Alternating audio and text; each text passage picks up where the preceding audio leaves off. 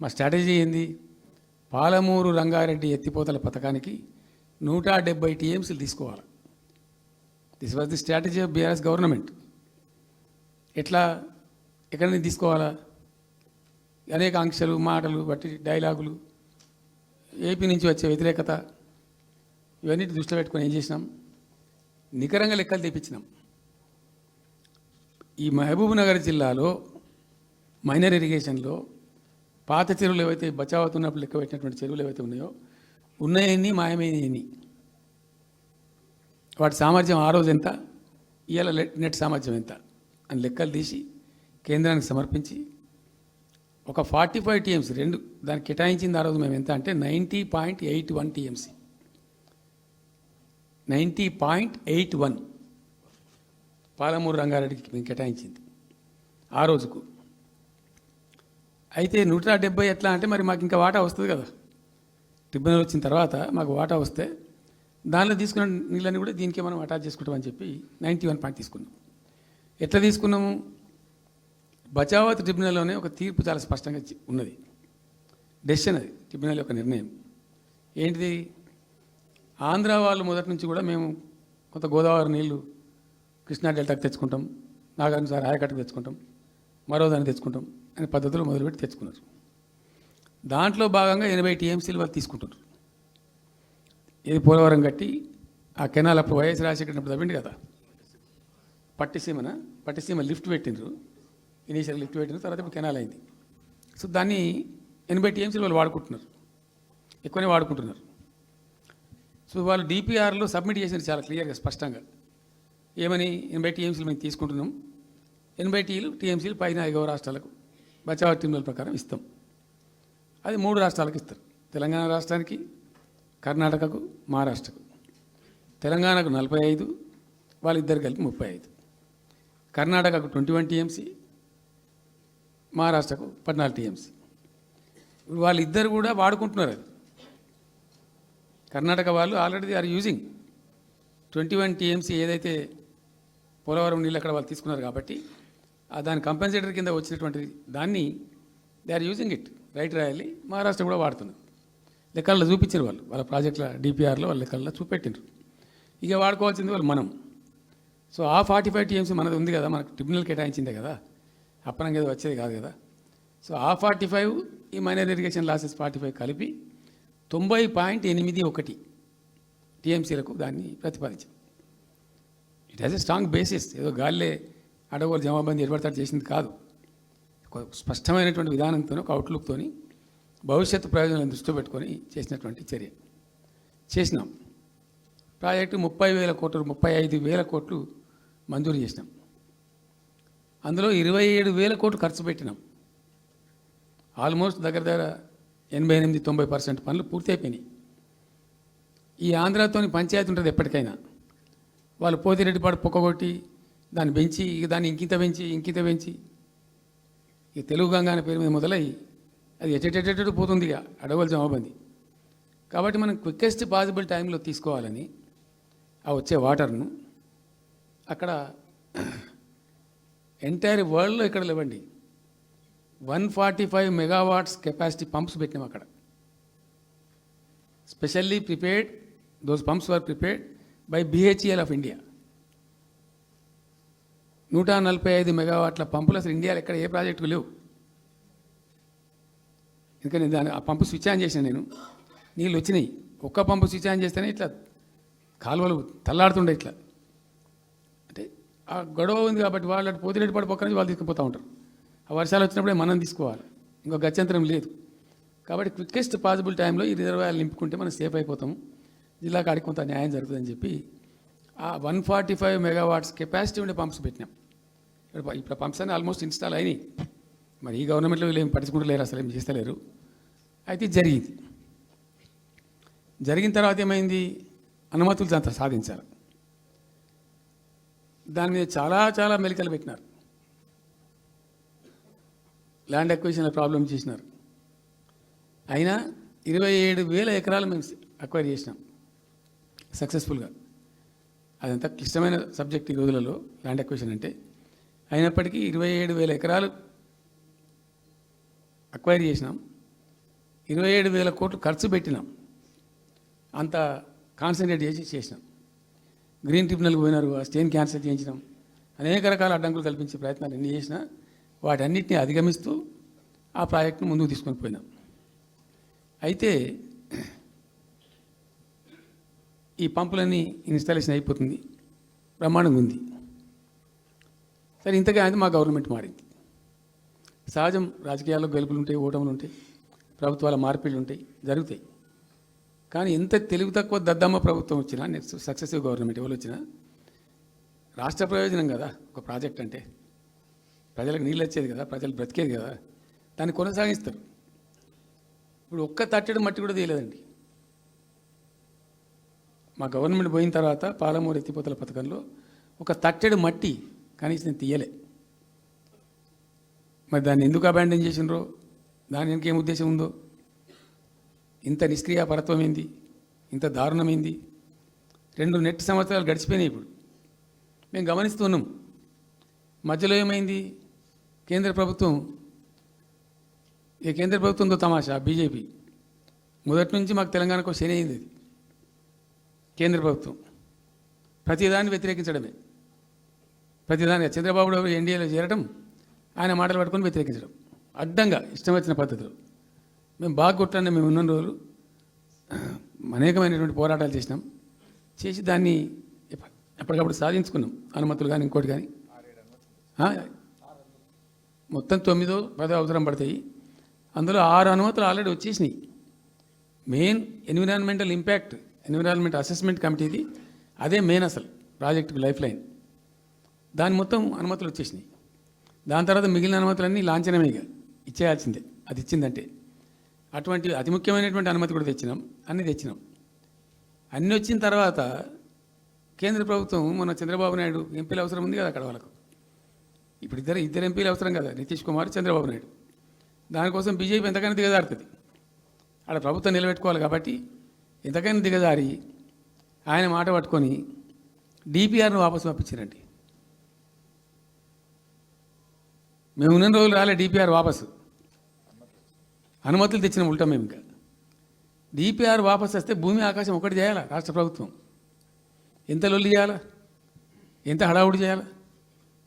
All party delegation తీసుకుపోవాలి. అవసరం వస్తే మేము వడ్లు కొనకపోతే పోయి ఢిల్లీలో ధర్నా చేసినామండి. మేము అప్పుడు మా గవర్నమెంట్ ఉన్నప్పుడు రైతులు పండించిన పంట కొనకపోతే యావత్తు ఎమ్మెల్యేలు, క్యాబినెట్ అందరం పోయి ఢిల్లీలో ధర్నా చేసి కేంద్ర ప్రభుత్వం మెడలు వంచినాం. మేము 80 లక్షల టన్నులు మనకి తీసుకుంటామనేటువంటి ఒప్పందం మీద సంతకం చేయించుకొని వచ్చినాం. వడ్లు కొనిపించినాం ఎఫ్సిఐతోని. మామూలు వడ్లు కొనకపోతేనే మేము అంత అడావుడి చేసిపోయినాము.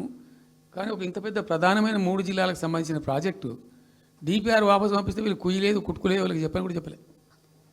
తెలియదు ఎవరికి బయట. జస్ట్ దేవర్ ఇంకా బాధాకరమైన అంశం ఏంటంటే, అసలు 170 టీఎంసీలకు దాదాపు మేము ఏమి చేస్తే బ్రిజేష్ ట్రిబ్యునల్ నడుస్తుంది కదా. దీనిలో ఎట్లుంటుందంటే ఇంకో విషయం అండి, దీన్ని స్పష్టంగా చెప్తున్నాను, మళ్ళీ కన్ఫ్యూజన్ వద్దు. దేశంలో ఒక కొత్త రాష్ట్రం ఏర్పడితే దానికి కొన్ని సంక్రమణలు ఉంటాయి. నీళ్ళెన్ని రావాలి, ఫలాన్ని ఇంత రావాలి అని కొన్ని సంక్రమిస్తాయి ఆటోమేటిక్గా. అది ఎస్ఆర్సీ యాక్ట్. భారతదేశంలో ఇనీషియల్గా ఉన్నాయి 14 స్టేట్సే. ఇప్పుడు జమ్మూ కాశ్మీర్ అదేదో వాళ్ళు చేసినారు, కానీ అదర్వైజ్ 15 రాష్ట్రాలు తర్వాత ఏర్పడ్డాయి. వాళ్ళు దాన్ని ఇప్పుడు యూనియన్ టెరిటరీ చేసింది కదా లద్దాఖ్ను. 15 అంటే ఒరిజినల్గా ఉన్నదానికంటే ఇంకో రాష్ట్రం ఎక్కువ కలిపి కొత్త రాష్ట్రాలు వచ్చినాయి. సో వాటికి పద్ధతి ఉంది. ఏ రాష్ట్రం ఏర్పడ్డప్పుడు దానికి ఏదేమి ఇవ్వాలి, హైకోర్టు ఎట్లా, పలాంది ఎట్లా అన్నీ దానికి ఒక చట్టం ఉంది.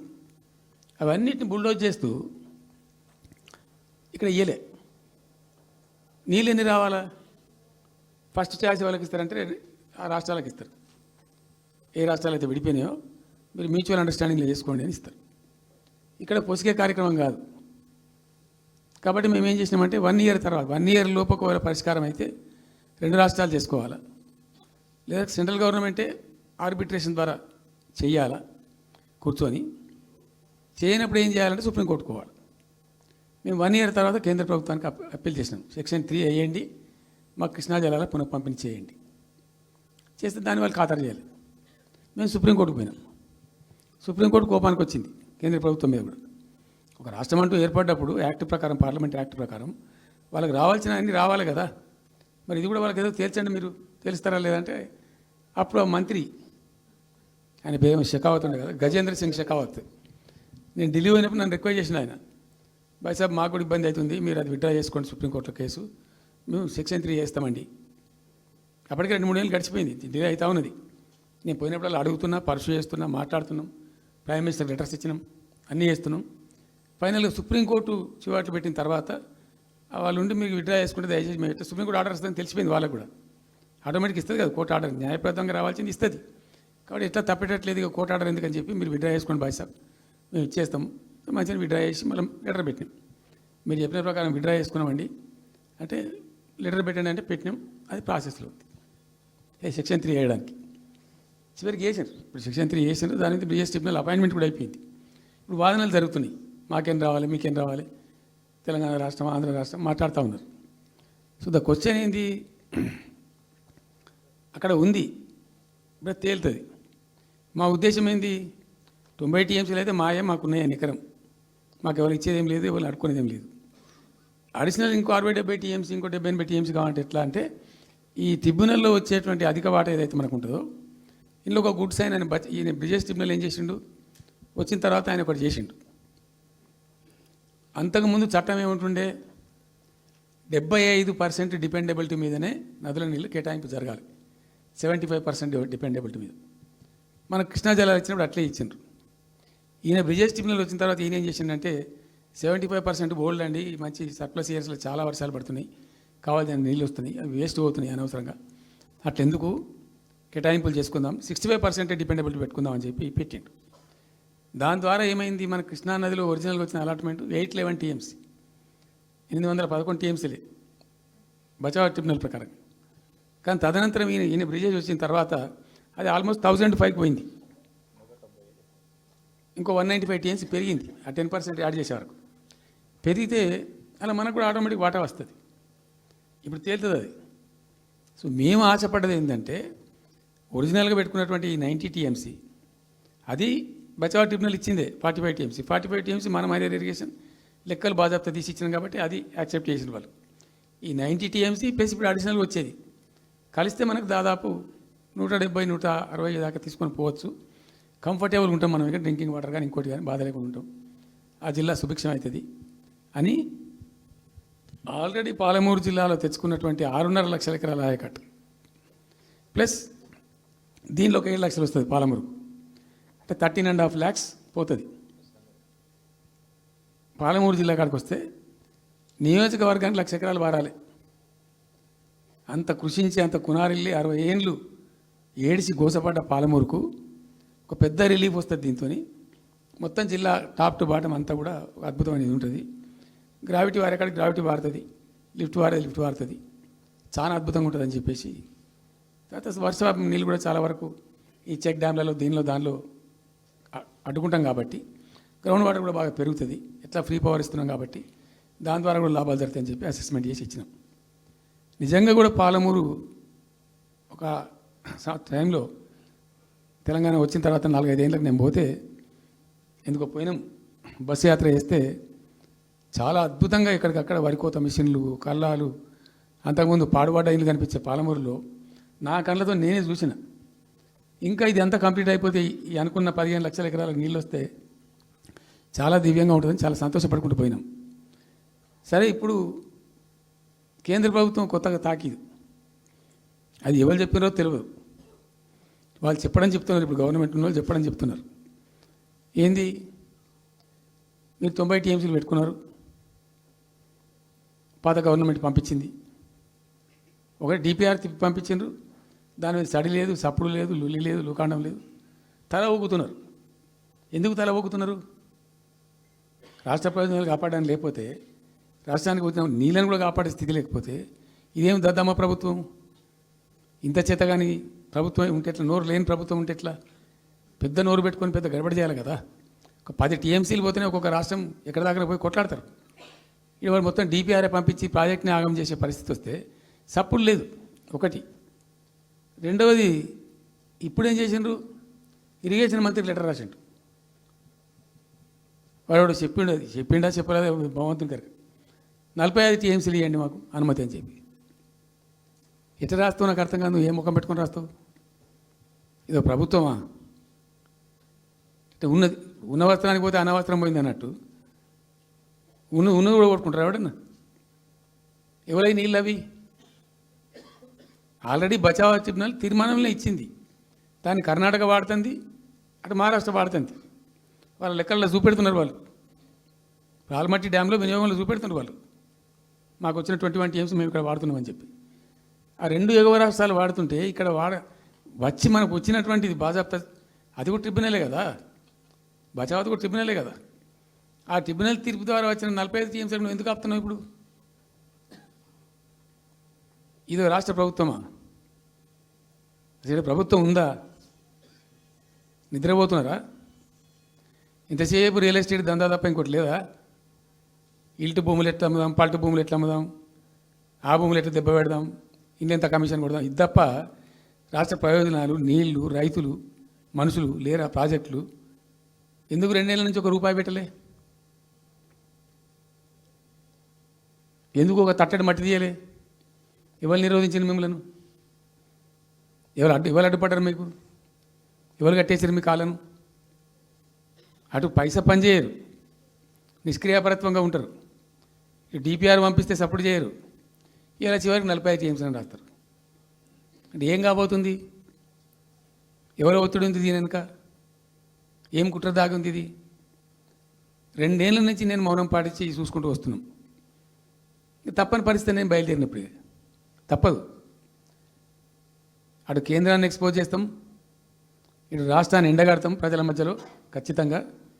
ఇలా మొత్తం విస్తారంగా మాట్లాడినాం, చర్చించినాం. చాలా పెద్ద ప్రజా ఉద్యమాన్ని శ్రీకారం చుడతాం. కంపల్సరీ పాలమూరు, రంగారెడ్డి, నల్లగొండ జిల్లాలలో గ్రామాన దానికి పోస్టర్ డిజైన్ అవుతుంది, కరపత్రం డిజైన్ అవుతుంది. ప్రజా ఉద్యమాలు చేస్తాం, పెద్ద బహిరంగ సభలు పెడతాం. నేను స్వయంగా అటెండ్ అవుతున్న బహిరంగ సభలకు. ప్రజాక్షేత్రంలో ఈ ప్రభుత్వం యొక్క నిష్క్రియాపరత్వాన్ని ఎండగడతాం. ఇప్పుడు వాయిస్ అయితే తెలంగాణకు, మరి తెలంగాణకు ఉన్న ప్రభుత్వం మాట్లాడకపోతే ఇంకెవరు మాట్లాడాలా? మాకు 2 బాధ్యతలని, ఒకటి తెలంగాణ తెచ్చిన పార్టీగా, రెండవది ప్రధాన ప్రతిపక్షంగా కూడా కంపల్సరీ మా డ్యూటీ మేము చేయాలి.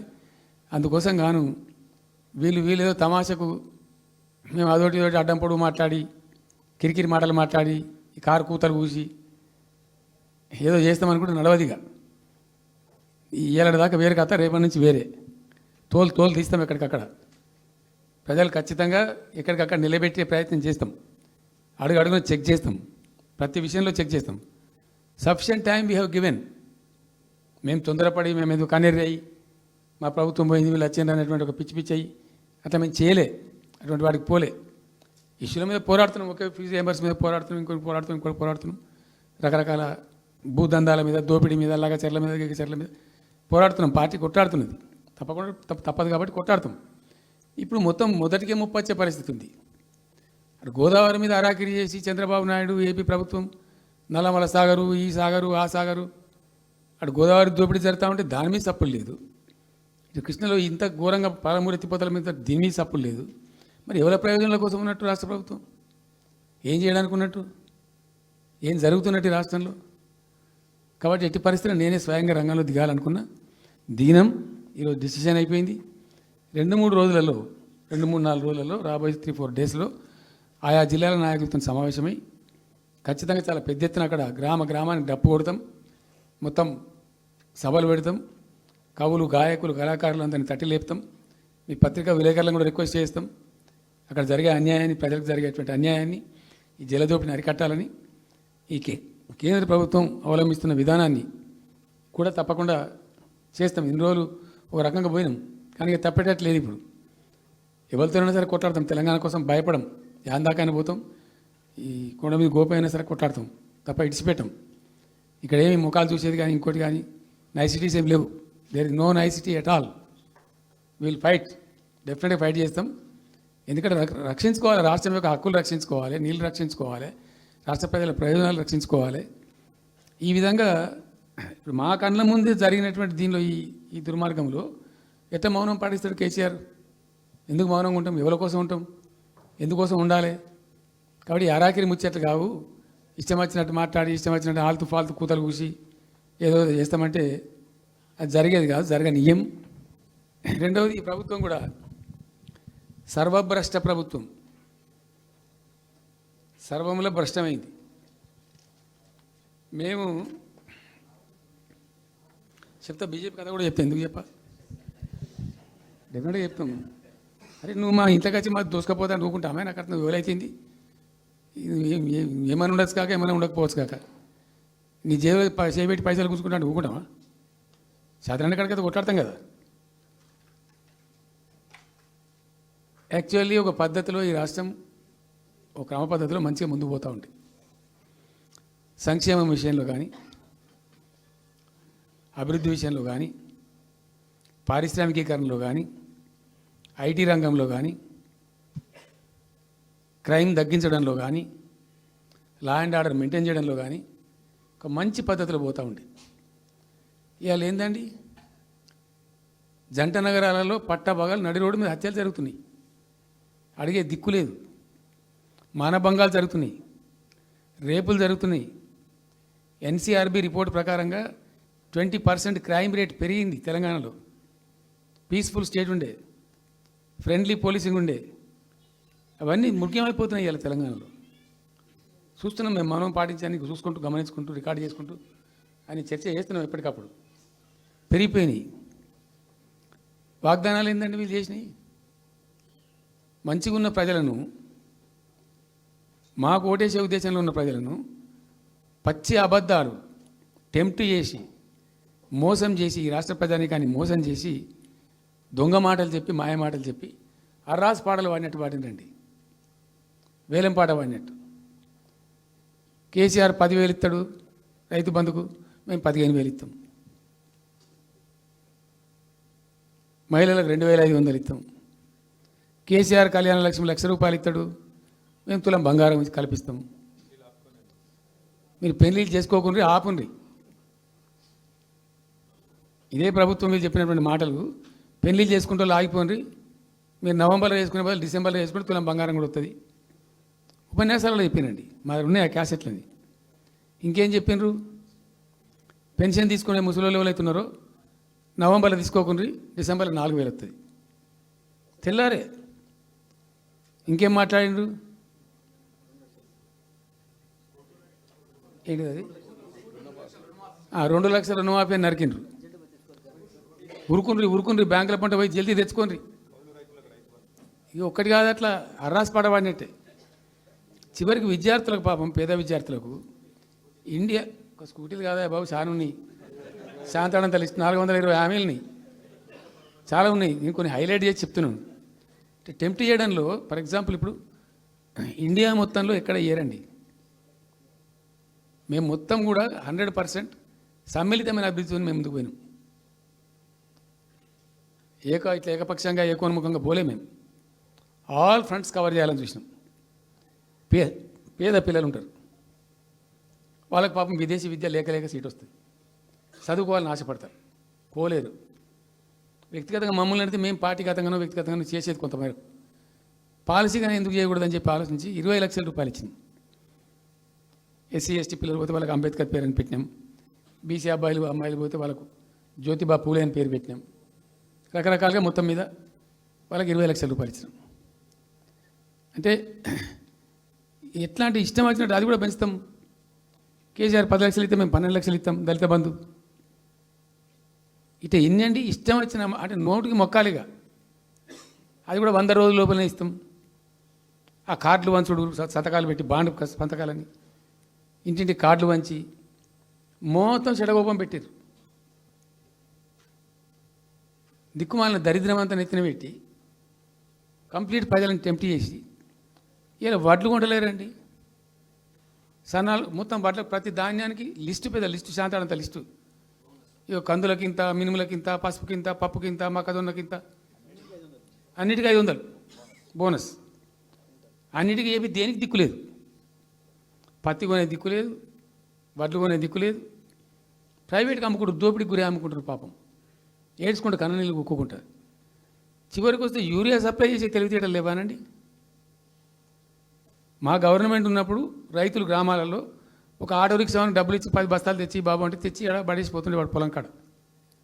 ఇవాళ రైతులు రోజుల తరబడి గంటల తరబడి చెప్పులు పెట్టి, బీఆర్ఎస్ లేకముందు చెప్పుల లైన్లు ఉండే, బీఆర్ఎస్ ఉన్న రోజులు చెప్పుల లైన్లు మాయమైనవి. మళ్ళీ ఇప్పుడు కాంగ్రెస్ రాగానే మళ్ళీ ఇప్పుడు చెప్పుల లైన్లు స్టార్ట్ అయిపోయినాయి వరుస పెట్టి. మళ్ళీ ఇప్పుడు ఏందో యాపో బోపో తెచ్చిండ్రు, అది ఒత్తితే నడచలేదు, పిక్తలేదు. అది ఏ ఎరువు బస్తాకు యాప్ ఎందుకైనా నాకు అర్థం కాదు. ఇంకా ఆ యాప్లో కూడా నాకు పూర్తిగా తెలియలేదు.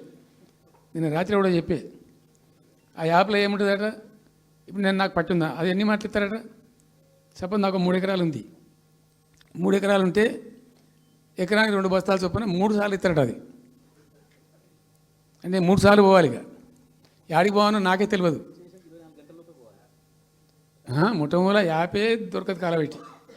అది ఏదైనా చదువుకుని పూరాన్ని పెట్టుకొని విని పట్టుకొని తిప్పల పడదామంటే కూడా ఆ యాప్ ఒత్తితే ఏం కనబడుతుందట. యాప్ ఒత్తితే ఏం కనబడుతుందట. ఏ గోదాంలో ఎరువులు అని చెప్తారట. అంటే ఇలా గజ్వేల్లో చెప్తారు, రేపు సిద్దిపేటలో చెప్తారు, ఎల్లుండి సిరిసిల్లలో చెప్తారు. ఏ గోదాం పోవాలి, ఎటు పోవాలి, ఇంతకన్నా జోక్ ఉంటుందా? రైతులకు మండల కేంద్రంలో ఎరువుల దుకాణం ఉంటుంది, తప్పితే వాళ్ళ తాలూకా కేంద్రంలో ఉంటుంది ఎక్కువ. ఆడ సావుకారు ఉంటాడు, ఇచ్చేటోడు ఉంటాడు, అప్పిచ్చేటోడు ఉంటాడు. మనం బాగా విస్తరించామమ్మా. నేను ఏమంటున్నాను, 7,100 కొనుగోలు కేంద్రాలు పెట్టినాం కదా, వాళ్ళ ఊళ్ళో పోయి కొన్నాం కదా.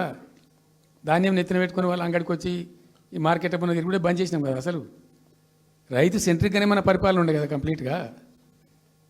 అని మొత్తం సాప్ పట్టేసారు.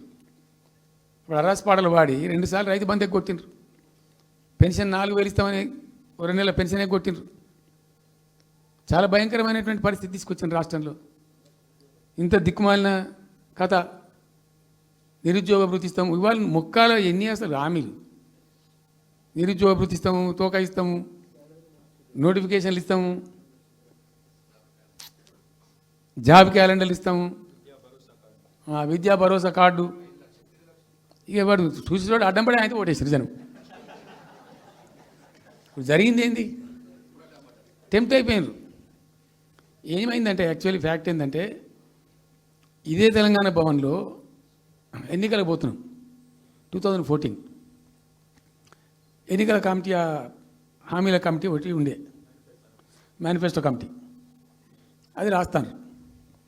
దానిలో 2-3 రిటైర్డ్ ఐఏఎస్ అధికారులు కూడా ఉంటే అప్పుడు ఒక సందర్భం వస్తే నేను అడిగిన, అసలు మనం పెన్షన్ ఎందుకు ఇస్తాం ప్రజలకు? Why do you give pensions at all? ఎందుకు ఇవ్వాలి అసలు? దానికి ఒక పరమార్థమో పర్పస్ ఉందా? అగాధం పట్టుకొని ఇట్లా పంచిపెట్టుడా ఏంది అసలు? మీ ఉద్దేశం ఏంటి సార్ అన్నారు. అనుకోకుండా దురదృష్టవశాత్తు కొందరు డెస్టిట్యూట్స్ అవుతారు, కొందరు ఫిజికల్ హ్యాండిక్యాప్డ్ అవుతారు. ఇలా మంచిగానే ఉన్నాం, ఏముంది ఏమైనా ఒక యాక్సిడెంట్ అయితే కథం తెల్లారి మనం వికలాంగుడు అయిపోతాం, కదలలేని పరిస్థితికి వచ్చేస్తాం. రకరకాలు ఉంటాయి. వృద్ధాప్యం వస్తే పాపం వాళ్ళ పిల్లలు చూసి చూడకపోయారు, కొంతమంది పట్టించుకొని లేని వాళ్ళు ఉంటారు. అట్లాంటి వాళ్ళకు, అనాథలకు, ఆర్ఫన్స్కు, డెస్టిట్యూట్స్కు, విధివంచితులకు ఇచ్చేది పెన్షన్. అది ఎందుకు? అది ఒక పరమార్థం ఉండాలి. వాళ్ళు బిర్యానీ తినకున్నా, పెద్ద గందరగోళం లేకున్నా కనీసం 2 పూటలు పప్పు పచ్చిపులిసింది అన్నం తిని వాంజాల వాడు పండుకుంటట్టు ఉండన్న ఆ మేరకు ఇవ్వండి అని చెప్పినాం. అప్పుడు ఒక ఆయన గోయల్ సాబ్ అని ఉండే ఐఏఎస్ ఆఫీసర్. ఆయన ఉప్పుకింత పప్పుకింత అని అన్ని రేట్లు లెక్కబెట్టి 670 రూపాయలు ఇస్తే సరిపోతుంది సార్ అని. నేను గావాలకు ఇచ్చేదానికి కోసిచ్చి ఆయన ఒక 1000 రూపీస్ పెట్టు, పెద్ద కథ ఎందుకు అని 1000 చేసాం. దేనికన్నా కానీ 1000 రూపీస్ చేసినాం ఫస్ట్. సెకండ్ టర్మ్ నేను ప్రకటించిన, మళ్ళీ మేము గెలిపించుకొని ఈసారి గెలిస్తే వెంటనే 2000 రూపీస్ చేస్తామని చెప్పాను. మొదలు 1000 అన్న కూడా అడగలే. మా అంతటా మేమే సుమోటోగా మాట్లాడి చెప్పి Day 1 గవర్నమెంట్ ఇచ్చిన ఫస్ట్ క్యాబినెట్లో డిసైడ్ చేసి 1000 రూపీస్ పెట్టాం. 200 to 1000, 1000 to 2000 also first మంత్ని. Second టర్మ్లో మా గవర్నమెంట్ వస్తే ఫస్ట్ మంతే, ఏ మంత్లో గవర్నమెంట్ వచ్చినా అదే మంత్లో 2000 రూపీస్ చేసినాం, జనానికి అందించినాం. జనం కూడా ఏమనుకున్నారు, కేసీఆర్ 2 అన్నప్పుడు 4 అన్నట్టుగా ఇస్తాడు కావచ్చు. టెంప్ట్ అవుతారు పాపం, సహజంగా పేదవాళ్ళు కదా, లేని వాళ్ళు కాబట్టి. మనది కాదు సబ్జెక్ట్ అది కాదు కదా. ఈయన 2 ఇచ్చిండు కదా, 200 2000 చేసిండు, ఈడు తప్ప 4000 చేస్తాడేమో అనే ఆశలో మా కోటేసే ఉద్దేశం ఉన్న ప్రజలు కూడా ఈ మాయల పడి పాపం టెంప్ట్ అయిపోయి గోల్మాల్ అయిపోయి ఓట్లు వేసినారు. ఇలా తలలు బాదుకుంటున్నారు, తిడుతున్నారు, భయంకరమైన తిడుతున్నారు. నిన్న నేను హైదరాబాద్ వస్తున్నాను. నిన్న నేను మా ఫామ్ నుంచి బయలుదేరి వస్తుంటే ఒక 10 చోట్ల ప్రామిస్ చెప్తాను. 10 ప్లేసెస్లో పక్క పండు వచ్చుకో కార్లో కూర్చున్నాడు, 2 స్టీరింగ్ ఇచ్చిపెట్టి 2 చేతులు మీదకి పెట్టిండు. బాస్ మళ్ళీ మనం జల్దీ రావాలి, మనమే వస్తున్నాం, నెక్స్ట్ మనమే అని దుంకుతున్నాడు. ఆ మోటార్ బైక్స్ వేసేవాళ్ళు వాడు డుర్రమన్న పక్కన వచ్చి వాడు వచ్చి నెక్స్ట్ మనమే సార్ వచ్చేస్తున్నాం అన్నట్టు పోతుండ్రు. హైదరాబాద్ సిటీలో అనేక ప్లేసెస్లో కనీసం ఒక 10-12 ప్లేసెస్లో అట్లా చెప్తున్నారు జనం. అది దేనికి సంకేతం? మీ మీద ప్రజలు విశ్వాసం కోల్పోతున్నారు రోజు రోజుకు, మీ చర్యల వల్ల, మీ పిచ్చి పనుల వల్ల.